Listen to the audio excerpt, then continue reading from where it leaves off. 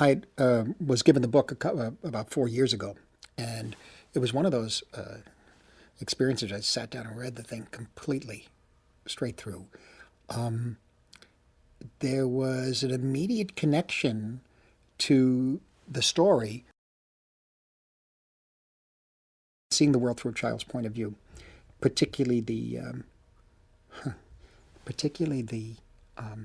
vulnerability of a child alone.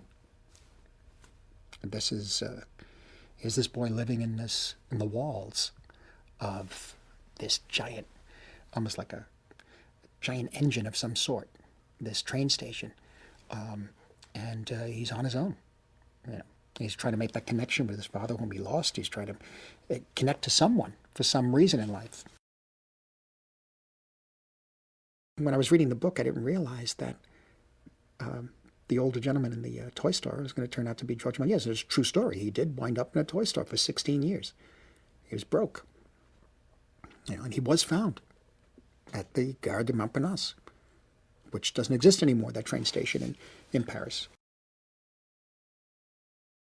Hugo's a boy of about 12 years old who is living inside the walls of the Gare de Montparnasse, one of the big train stations in Paris, 1931. And what he does there, he lives in this sort of what looks like a garret, in a way, like an attic room, filled with parts of clocks and gears and machines, and a big window that looks out over Paris, and steam coming through everywhere from the train station. And the boy is apparently alone. No one takes care of him, takes care of himself. And he apparently his job is to wind all the clocks in the train station. Smaller clocks and big lobby clocks, and including a tower clock, which is enormous. The automaton is in his room, but it's kind of broken down in a way, and it doesn't have any more covering. You could see inside it, and all these wonderful gears and pulleys, and that's not pulleys, but gears and flywheels and that sort of thing. And will he get it to work?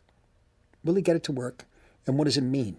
And how the automaton, George Méliès, the boy, the clocks, the boy's father who died, and this little girl he meets, Isabelle, who is the goddaughter of George Méliès and Madame Jeanne, Mrs. Méliès, and it's his goddaughter, and how she helps him find the answer.